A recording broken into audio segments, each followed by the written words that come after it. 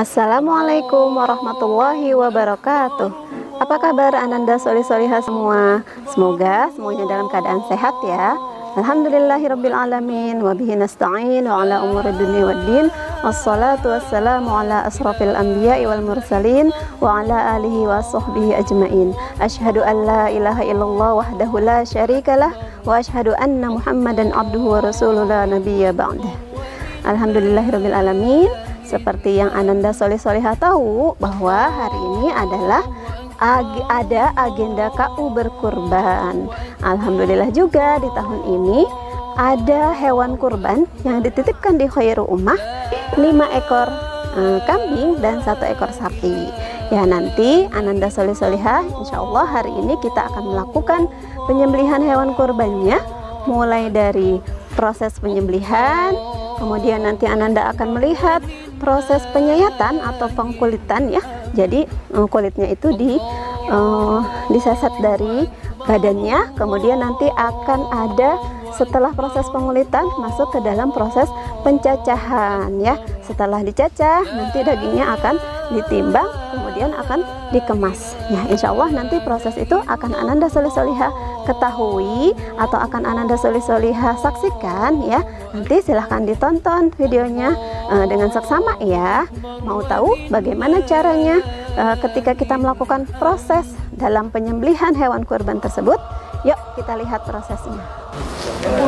Ananda soleh-solehah, kenapa kita harus berkurban? Ya, karena memang berkurban itu dianjurkan di dalam syariat Islam seperti yang dicontohkan oleh Nabi Ibrahim dan kemudian diikuti oleh kita sebagai umatnya Nabi Muhammad. Nanti antum juga akan diberitahukan terkait apa saja sih syarat-syarat hewan berkurban tersebut dan hewan apa sajakah yang boleh dikurbankan. Ya, di dalam Islam hewan yang boleh dikurbankan adalah kambing, sapi, boleh juga unta. Ya, kenapa tidak boleh ayam? Karena memang tidak dicontohkan di dalam syariat Islam. Ya, berikut adalah silahkan Ananda soleh-solehah simak penjelasan dari Ustadz Ali terkait syarat-syarat hewan yang boleh dikurbankan. Silahkan disimak ya. Assalamualaikum warahmatullahi wabarakatuh. Anak-anakku yang soleh dan solehah, bagaimana kabarnya hari ini? Alhamdulillah ya, insya Allah pada hari ini kegiatan prosesi penyembelihan hewan kurban. Marilah kita awali dengan senantiasa memanjatkan puji syukur kehadirat Allah SWT, serta salawat dan salam kepada junjungan Nabi besar Muhammad SAW. Qala Allah Ta'ala fil kitabil karim, inna a'tainakal kautsar washolli li rabbika wanhar.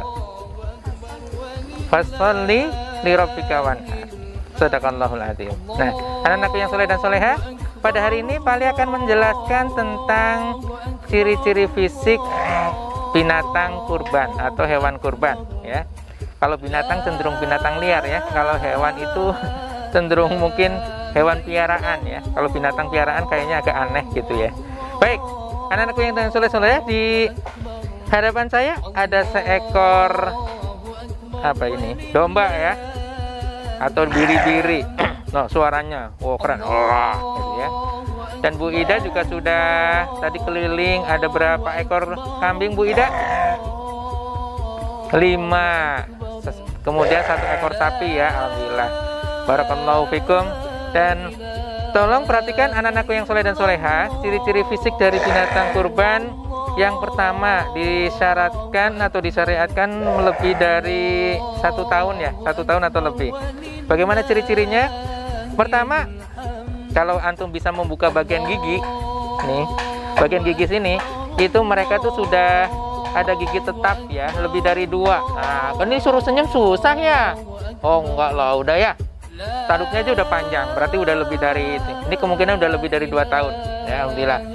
Kemudian diam dulu ya. Kemudian dengan ini insya Allah nih gerakannya juga lincah ya Bu Ida ya. Nah, gerakannya lincah. Kemudian diperiksa kira-kira apakah ada berpenyakit, misalkan cacingan. Pali juga bingung nih kalau binatang kayak begini. Kalau tergolong cacingan yang gimana ya? Katanya ciri-cirinya bulunya berdiri. Cuman yang berdiri sebelah mana ini? Ini berdiri. Gitu ya. Tapi insya Allah ini sehat. Kemudian keadaan kukunya bagaimana? Tidak terpotong ya, masih utuh, bagus. Kemudian, nah, kalau kata dokter nih juga harus ini nih ya. Sekarang banyak orang yang demam ya. Nah, ternyata binatang itu panas tubuhnya tuh lebih tinggi dari manusia ya, Masya Allah. Dia tuh antara 39 sampai 40 derajat Celcius ya nih. Kalau diukur misalkan lebih dari itu berarti binatang itu demam dan itu dalam keadaan sakit ya. Tapi kalau ini gerakannya masih lincah, alhamdulillah, tergolong sehat ya. Kira-kira seperti itu secara umum ya. Ini kalau kita bisa ngeliat giginya sih nggak apa-apa ya. Biasanya sih ya ciri-ciri dari tanduknya aja udah lebih dari 1 tahun ya. Mungkin itu ya kira-kira ciri-ciri fisik dari binatang kurban baik kambing maupun sapi ya. Yang paling utama biasanya dilihat dari struktur giginya ya. Nih di sini. Tapi dari tanduk ini aja udah bagus banget ya. Nih seperti kalau mereka berantem ini, Masya Allah. Demikian anak-anakku yang soleh dan soleha.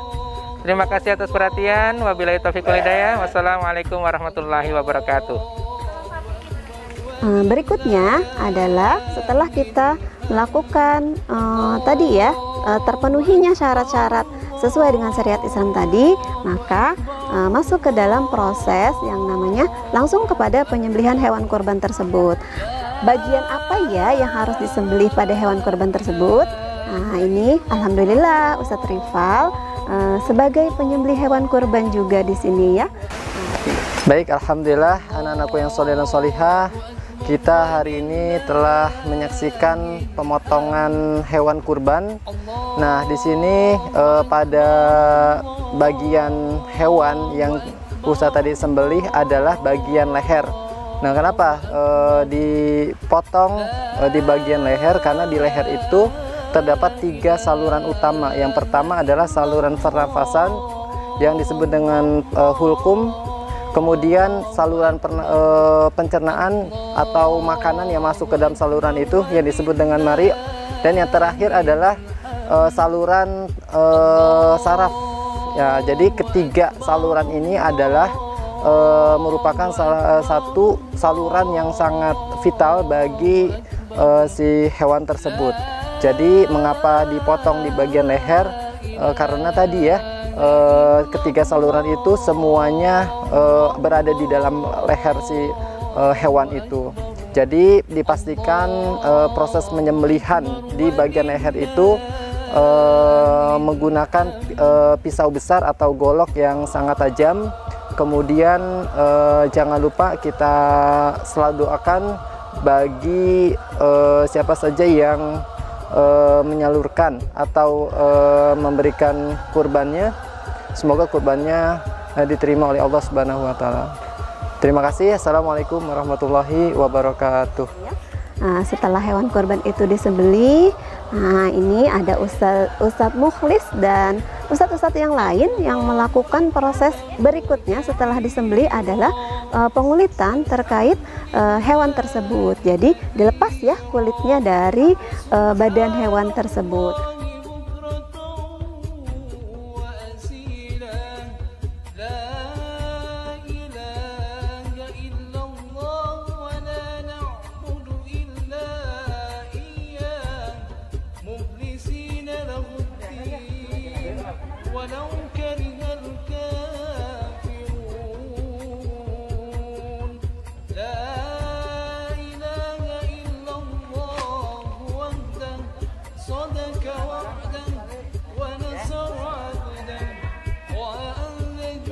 Setelah itu kita lihat proses pembelahan dari tubuh hewan kurban tersebut. Coba ini ada pemaparan oleh Ustazah Aski terkait anatomi tubuh bagian dalam dari hewan tersebut. Silahkan antum lihat ya, Ustazah Aski akan menerangkan terkait anatomi tubuh hewan kurban bagian dalam. Bismillahirrahmanirrahim. Assalamualaikum warahmatullahi wabarakatuh. Ananda yang solih dan solihah, di sini Ustazah Aski sudah bersama 1 ekor kambing yang akan dikorbankan hari ini. Nah, Ustazah Aski akan memberitahu antum semua tentang anatomi tubuh bagian-bagian kambing. Nah, anatomi tubuh hewan kambing ini secara garis besar dibagi menjadi dua. Yang pertama adalah anatomi bagian luar dan yang kedua adalah anatomi bagian dalam. Nah, karena kambingnya belum disembelih, Ustazah Aski akan menerangkan anatomi bagian luar tubuh kambing dulu ya. Nah, di sini Ustazah Aski akan menyebutkan bagian anatomi tubuh kambing yang luar ya. Yang pertama ada tanduk. Kambing ini salah satu hewan rumaninsia ya, makanya dia memiliki dua tanduk. Terus ciri lainnya adalah dia memiliki kaki yang berjari dua ya. Selain itu ada tanduk dan jari kakinya dua. Bagian-bagian tubuh lain itu sama seperti hewan lainnya, matanya dua, ada hidung juga termasuk gigi ya. Cuma di sini giginya nggak kelihatan.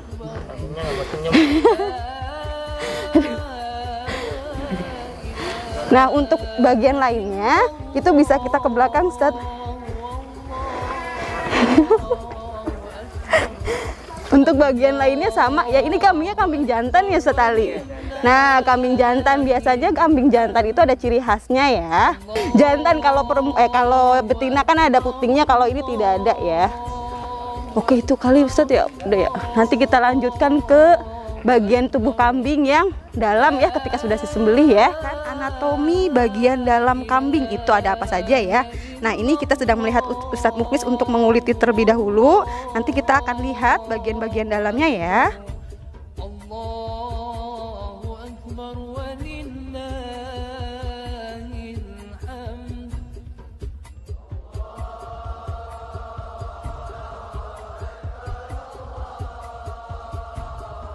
Solihah, Ustazah ulangi ya bagian-bagian atau anatomi tubuh kambing bagian dalam ya. Ini ada jantung ya. Jantung itu fungsinya apa? Sama seperti jantung manusia, fungsinya adalah untuk memompa darah ke seluruh tubuh. Nah, yang kedua ini ada paru ya. Kita lihat paru-paru itu tempatnya apa? Tempat pertukaran oksigen dan karbon dioksida. Nah, ini juga Ustazah baru tahu ya ketika kita pegang lebih dekat. Bisa di zoom Bu, ketika kita pegang lebih dekat gitu ya, ini ada rongga-rongga udara yang terlihat ya. Dan ketika kita pegang nih ya lebih dekat, ini kayak ada bunyi krek gitu loh, kayak ada udara yang kita pencet nih gitu ya. Solihah, Ustazah ulangi ya bagian anatomi tubuh kambing yang bagian dalam. Yang pertama ini ada jantung. Fungsi jantung itu sama seperti manusia ya. Jantung manusia yaitu untuk memompa darah ke seluruh tubuh. Nah, ini jantungnya ya. Ini jantungnya masih ada lemak-lemaknya jadi tidak begitu terlihat. Yang kedua itu ada paru-paru ya. Paru-paru kambing itu sama seperti manusia, ada di kiri dan kanan. Nah, kita tahu fungsi paru-paru itu adalah tempat untuk bertukarnya oksigen dan karbon dioksida. Jika kita lihat lebih dalam nih ya, di paru-paru ini, nah di paru-paru ini adalah ada semacam rongga-rongga udara yang terlihat ya, nih. Kelihatan tidak? Saya tiup ya, saya tiup. Nah, contohnya coba Ustadz Ali mau meniup nih, ya kita lihat. Ketika paru-paru itu ditiup maka dia akan menggelembung tuh ya. Nah, menggelembung ya. Berbeda dengan yang ini. Ini ketika ada udara dan ini yang tidak ada udaranya ya. Nah, jadi ketika antum bernafas itu sama, paru-paru antum itu mengembang dan mengempis gitu ya. Coba kita lihat lebih dalam lagi. Nah, ketika antum pencet pun ya, antum pegang, antum pencet nih, ada bunyi krek ya. Ada bunyi seperti gelembung-gelembung udara yang keluar ya. Nah, nih. Nah, selanjutnya kita kembali ke sini.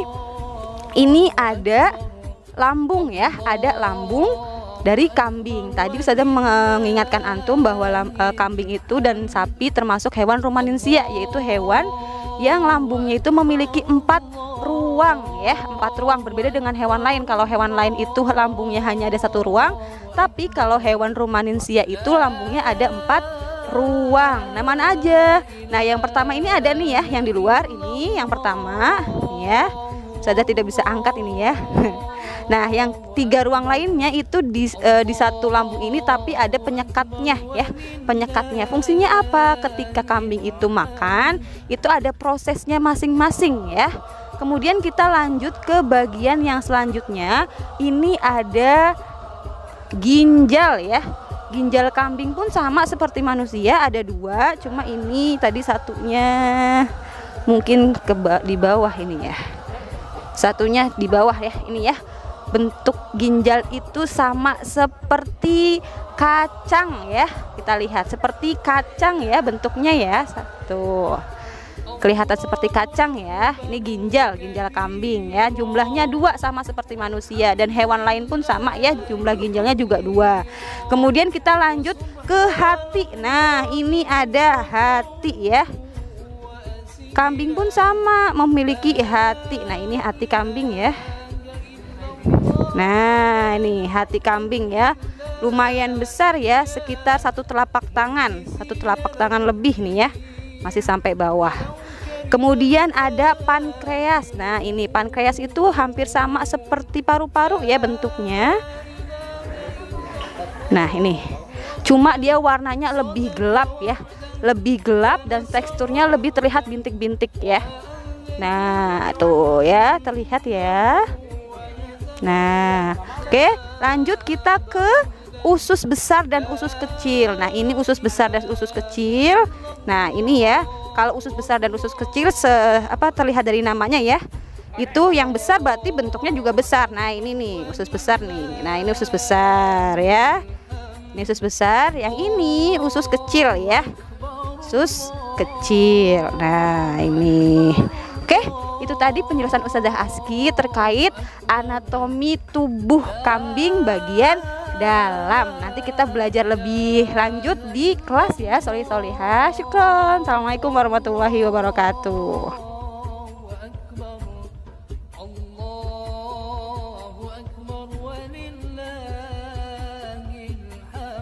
Setelah dari proses anatomi tubuh yang antum lihat tadi di dalam hewan kurban, ada apa saja, maka kita masuk ke dalam proses pencacahan ya, mulai dari pencacahan besar ya, tulang-tulang besar, juga daging-daging besar. Kemudian kita masuk ke dalam proses pencacahan daging-daging kecil, kemudian ditimbang sampai kepada sesuai dengan ukuran yang akan kita bagikan, kemudian di packing dan nanti akan dibagikan kepada penerima-penerima hewan kurbannya.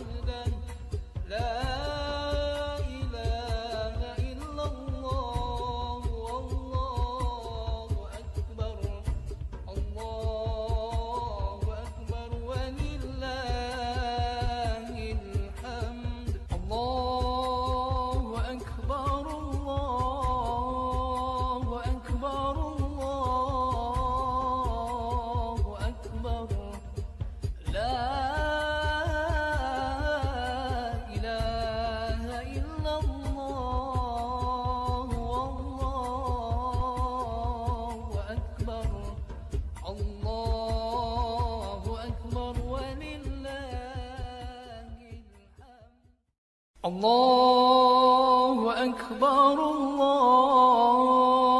Akbar, Allahu Akbar. La ilaha. Assalamualaikum warahmatullahi wabarakatuh. Ananda Sholih Sholihah. Sekarang tiba saatnya kita dalam proses pengemasan.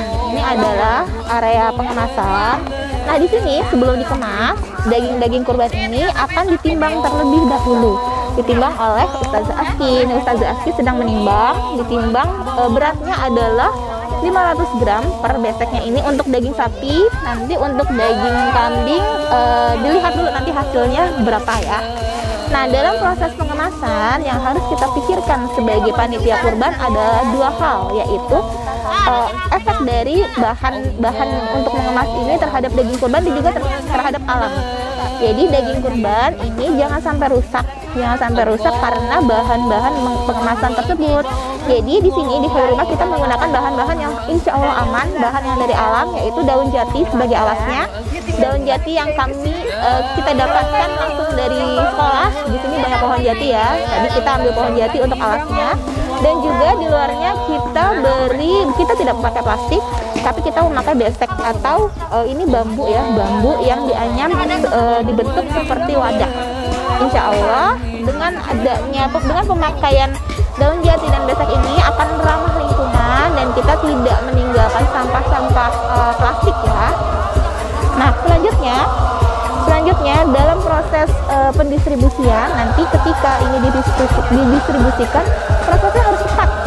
Ini tadi kan kita mulai pemotongan itu sekitar pukul 9 ya, pukul 9, dan itu daging kurban itu harus segera diberikan kepada masyarakat. Jangan sampai lebih dari 4 jam insya Allah supaya dagingnya tetap segar. Karena sudah dari 4 jam baiknya daging ini sudah dimasak atau dimasukkan ke dalam mesin pendingin. Jadi kualitas daging ini akan tetap baik. Nah, ini di proses penimbangan ini yang harus ternyata matematika terpakai loh di sini. Kenapa? Karena di sini dalam proses penimbangan kita harus tahu ini berat segini tuh angkanya seperti apa ya. Terus misalkan kita punya daging sapi 50 kilogram.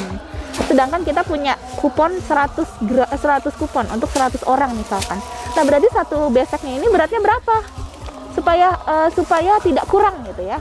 Nah, itulah kenapa panitia harus memperhitungkan hal tersebut. Nah, coba nanti boleh dijawab di kolom komen. Kalau dagingnya 50 kg, beseknya ada 100, kira-kira satu besek itu beratnya berapa gram ya? Oke, demikian dari Ustazah. Terima kasih. Wassalamualaikum warahmatullahi wabarakatuh. Setelah masuk ke dalam proses packing, maka akan disalurkan kepada warga sekitar Khairu Ummah. Nah, berikut prosesnya. Silahkan antum semua simak ya.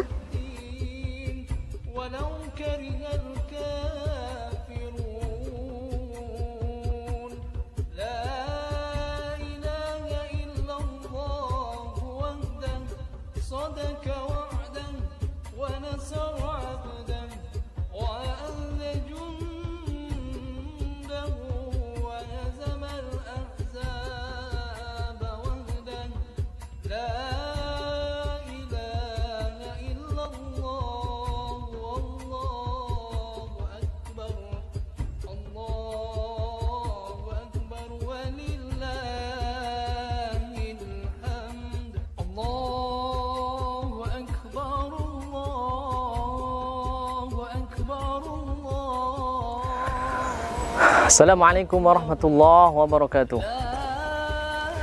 Bismillahirrahmanirrahim. Alhamdulillahi rabbil alamin. Allahumma shalli ala sayyidina Muhammad wa ala ali sayyidina Muhammad. Qala Allah Ta'ala fi kitabil karim, a'udzu billahi minasyaitonir rajim. Bismillahirrahmanirrahim. Inna a'tainakal kautsar fashalli li rabbika wanhar inna syani'aka huwal abtar. Shadaqallahul azim. Bagaimana kabarnya anakku yang soleh-solehah pada kesempatan hari ini? Mudah-mudahan kita masih diberikan kesehatan oleh Allah Subhanahu wa Ta'ala. Amin ya rabbal alamin. Ayah bunda anakku yang soleh-solehah, pada kesempatan hari ini adalah kesempatan yang mulia, yaitu di mana di bulan yang mulia, bulan di mana orang-orang atau umat Islam merayakan Idul Adha, yaitu hari di mana kita patut berbahagia. Di antaranya hari-hari kita berbagi, yaitu hari kurban bagi yang mampu untuk bisa menyisihkan hartanya melaksanakan sunnah baginda Rasul sallallahu alaihi wasallam, yaitu kurban di hari raya Idul Adha ini. Tentunya kita ingin menambah pahala, menambah kebaikan, terutama di pandemi ini, yaitu menyisihkan sebagian harta kita untuk bisa berkurban. Tentunya bagi kalangan yang menengah ke bawah tentunya agak susah bagaimana caranya untuk supaya bisa berkurban.